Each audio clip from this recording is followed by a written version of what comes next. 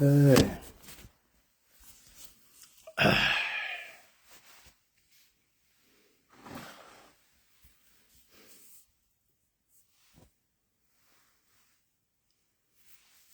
เจริญพรท่านสาธุชนทั้งหลายรายการธรรมทานจากวัดพุทธปัญญาเมืองพโมนารัฐแคลิฟอร์เนียประเทศสหรัฐอเมริกามาพบกับท่านผู้ฟังท่านผู้ชมอีกวาระหนึ่งวันนี้19 มกราคมพุทธศักราช2569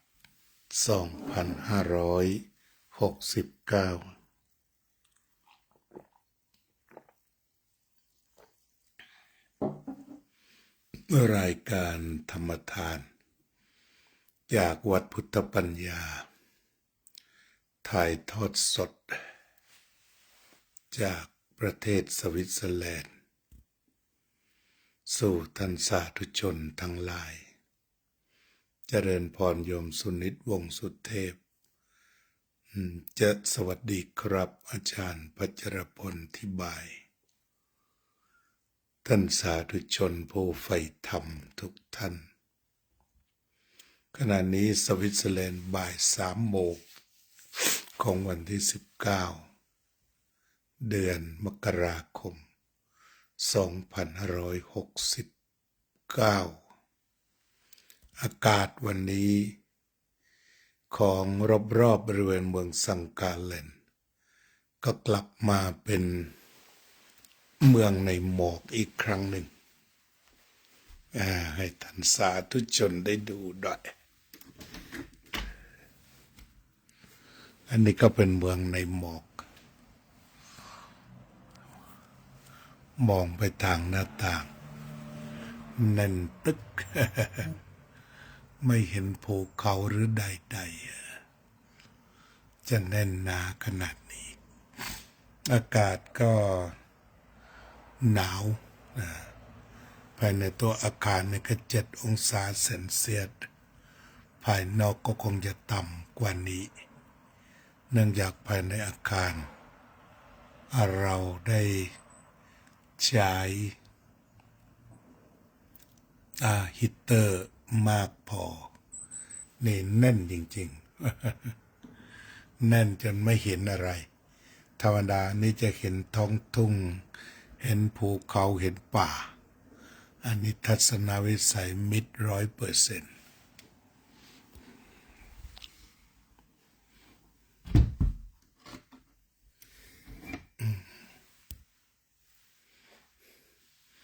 เปรนิขาตั้งไม่ค่อยดีเท่าไหร่ ขาตั้งแล้วหลุดเลยฉะนั้นก็ต้องถือหน่อย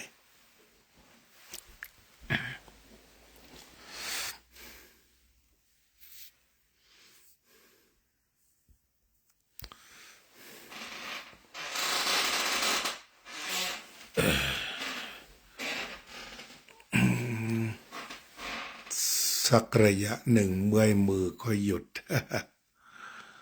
วันนี้ก็เรื่องพระธุดงค์นี้ดังจริง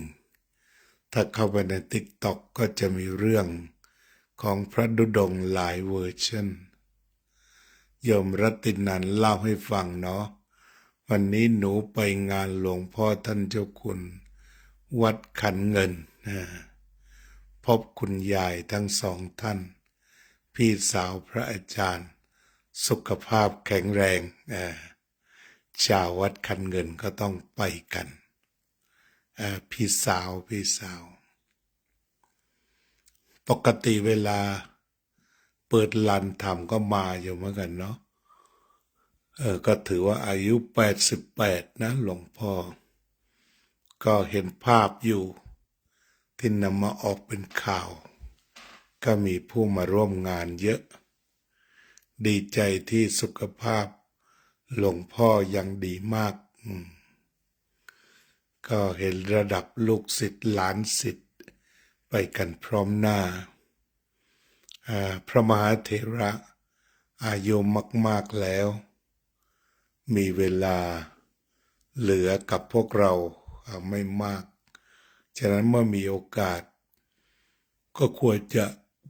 ไปบาหาสู่ ไปเยี่ยมเยือนเมื่อมีเวลาว่างไปคุยไปสนทนาไปศึกษาธรรมะกันได้อนุโมทนาโยมรัตตินันที่ได้ไปงานอันสำคัญวันนี้เป็นมงคลชีวิตตามข้อที่เรียกว่าบูชาจะบูชนียนังเอตัมมังคลมุตตมังบูชาบุคคลที่ควรบูชาเป็นมงคลอันสูงสุดวันนี้ก็ถือว่าเป็นวันมงคลของชาวหลังสวนจากใกล้ไกลจะได้ไปร่วมกันโยมกุลาพัชรดุลยังสบายดีเนาะยังสบายดีสบายใจสบายกาย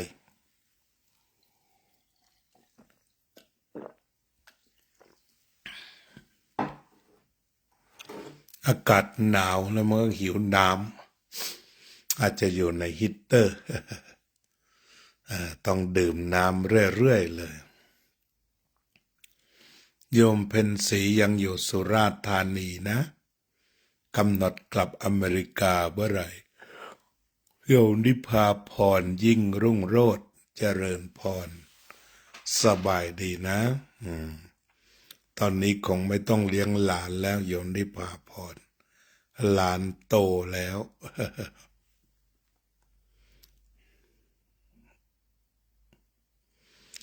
ได้ดูรายการพระธุดงค์ที่ว่ามีทั้งไทยทั้งลาวทั้งเวียดนามเดินธุดงค์ด้วยกันใกล้จะถึงวอชิงตันดีซีก็ต้องยอมรับว่าเรื่องนี้มันทำยาก เป็นเรื่องที่ไม่ใช่พระทุกรูปทำได้เพราะจะต้องแข็งแรงจริงๆการรอนแรมมา89 วันไม่ใช่เรื่องง่ายเลยมันผ่านการเจ็บปวดครั้งแล้วครั้งเล่า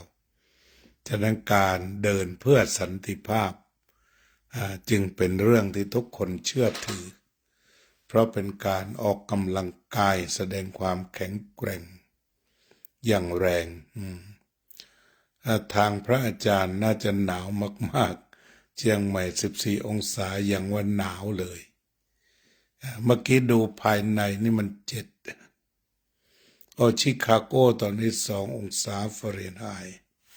สวิตเซอร์แลนด์ภายในเนี่ยก็อยู่ที่7 องศาแต่ภายนอกก็คงเยอะกว่านั้นแต่ก็เข้ามาในห้องทำงานก็เปิดเต็มที่ประมาณ25 องศาแต่มันก็หนาวทีเดียวหนาวพอสมควรโยมดู YouTube เยอะมากค่ะที่พระเดินเพื่อสันติภาพดูแล้วน้ำตาไหลด้วยความปีติคือสำคัญก็คือว่าต้องแกร่งจริงๆต้องแข็งแกร่งมากๆเลยอาตมาเคยเดินแค่9 วันโอ้โหมันเจ็บมันหนักแต่ตอนนี้เห็นท่านเดินไวต่างหากเพราะนั้นการที่ท่านเดินไวก็ทำให้ยืดดึกเดินลำบากทีเดียวต้องแข็งแกร่งผู้รับพูดทุกท่านเนี่ยแข็งแกร่งหมดเลยแล้วก็เดินวันละหลายไมล์ได้การเดินครั้งนี้ก็เกิดเหตุจริงๆเกิดเหตุอัศจรรย์ที่ปลุกร้าวชาวอเมริกันให้เข้าใจเกี่ยวกับเรื่องพระอย่างลึกซึ้งหลายท่านพอมาดูพระที่เขาเดินขบวนก็เข้ามาทางTikTokมาถามเกี่ยวกับเรื่องนั้นเรื่องนี้หลายๆเรื่องซึ่งเป็นจุดเริ่มต้นของการศึกษาเรียนรู้พระพุทธศาสนาก็ถือว่าการเดินครั้งนี้ของพระเกิดประโยชน์จริงๆเกิดประโยชน์เกิดแรงประทับใจ เกิดแรงกระเพื่อมต่อชาวอเมริกันโดยตรงนับว่าเป็นการทำงานที่เข้าถึงชาวอเมริกันที่สุดตั้งแต่พระเถรวาทในเอเชียได้มาทำแล้วก็ออกมาสื่อรับกันเต็มที่โดยเฉพาะสื่อเอกชนที่ออกด้วยความประทับใจในแทบจะทุกจุดทีนี้การเดินธุดงค์เป็นห่วงพระคุณเจ้าจะเจ็บป่วยเพราะอากาศโหดใช่คือทั้งหนาวทั้งเหนื่อยแต่ถ้าพูดถึงเวลาที่เราเดินจริงเดินฤดูหนาวดีกว่าเดินฤดูร้อนถ้าเดินฤดูหนาวมันก็พอจะผ่อนไปได้แต่ถ้าฤดูร้อนเนี่ยไม่ไหวกว่านี้ฤดูหนาวนี่พอไหวคือไปเหงื่อซิบดีมากก็ดูอาการยังดีกันอยู่ป่วยเข้าผ่าตัดขาแต่หมาซึ่งแพทย์ในเมืองต่างๆแพทย์ผ่าตัดสัตว์ได้ร่วมกันช่วยเหลือจนสามารถมาเดินได้กับพระต่อไปพระพุทธเจ้าได้ตรัสเอาไว้สันติมัคคะปรุหยะจงเดินไปสู่ทางแห่งความสงบเถิดนี้ชาวอเมริกันช่วงนี้มีทุกข์กันมากมายเห็นพระบางคนร้องไห้ก็คือปีติมองแล้วก็ปีติปราโมทย์นั่นเองมากจริงๆทุกจุดเลยบางจุดดูท่าทางจะเป็นพันแล้วก็ได้รับความร่วมมือโดยน้ำใจมันเป็นการเดินขบวนเดินที่สันติภาพคือบรรดาฝรั่งทั้งหมดบนหนทางที่เราไปนั้นเขาเต็มใจต้อนรับเช่นนายกเทศมนตรีแต่ละเมืองเนี่ยเขาเข้ามารับเองมีอยู่เมืองหนึ่งเป็นผู้หญิงนี่มาต้อนรับเองจัดที่พักอะไรต่างๆได้ดีตามความสะดวกของพระเพราะว่าการที่พระไม่ได้ต้องการอะไรเนี่ยตัวนี้ก็เป็นเรื่องสำคัญไม่ต้องการอะไรมุ่งหวังแต่พีซอย่างเดียวสิ่งเหล่านี้มันก็กลายมาเป็นเรื่องสำคัญของท่านเป็นประเด็นสำคัญที่สร้างความไว้วางใจที่ทุกคนได้เห็นเพราะว่าเดินเพื่อสันติภาพฉะนั้น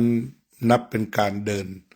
ดินธุดงค์ปกติเขาเรียกว่าธุดงค์ก็คือนักเลงนักเลงก็คือเรียกว่าเก่งทุกด้านไม่ยอมย่อท้อถอยเกร่งทั้งกายทั้งจิตแต่ตอนนี้ก็ไม่น่าห่วงเพราะว่าทุกหน่วยงานตื่นตัวไปแต่ละเมืองเวลาเข้าเมืองนี่รถตำรวจมาเป็น10ให้ความปลอดภัยให้ที่พักให้อาหารให้ดอกไม้บางคนก็ยืนเอาดอกไม้มาถวายสิ่งเหล่านี้ออกมาจากจิตแท้ๆเลยมองดูแล้วออกจากหัวใจที่เขาหลั่งไหลออกมาจริงๆเหนือความเชื่อคือไม่ใช่เฉพาะพุทธบริษัทแต่ว่าเป็นคนที่เห็นร่วมเห็นกฎสากลความสงบความรักเป็นกฎสากลที่ทุกคนสัมผัสได้เข้าถึงได้ประกอบกับทุกท่านพระสงฆ์ที่มาด้วยยิ้มแย้มแจ่มใสทักทายเป็นกันเองเข้าถึงประชาชนอย่างดีจึงเป็นที่รักเป็นที่ศรัทธาเลื่อมใสก็เหมือนพระสารีบุตรที่ไปพบพระอัสสชิ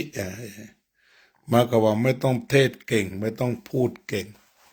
แต่เพียงแต่ว่าเดินให้หน้าเลื่อมใสนี่ก็เป็นอีกครั้งหนึ่งที่พระสงฆ์เหล่านั้นมาสร้างปรากฏการณ์ในการปลุกเร้าให้ตื่นรู้เพื่อความสงบในขณะที่คนมีความทุกข์มาก ก็เลยเจอแล้วผ่อนคลาย รู้สึกว่าได้มาโปรดนะอาตมาก็คงจะ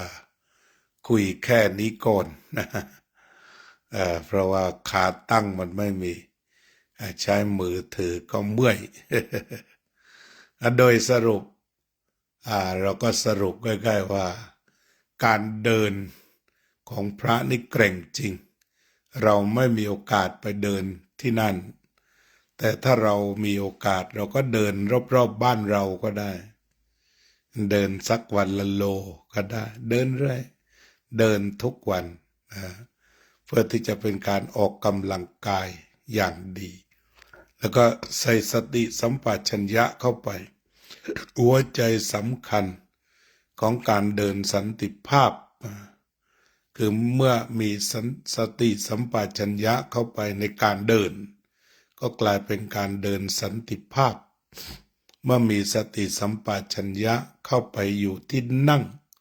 ก็กลายเป็นนั่งสันติภาพ เมื่อมีสติสัมปชัญญะอยู่ณที่การทำกับข้าว ก็เป็นคำกับข้าวแบบสันติภาพหรือว่างานอื่นงานปัดกวาดเช็ดถูก็เต็มไปด้วยสติสัมปชัญญะก็กลายเป็นงานสันติภาพฉะนั้นสติสัมปชัญญะจึงเป็นรากฐานแห่งสันติภาพทั้งปวงเจริญพร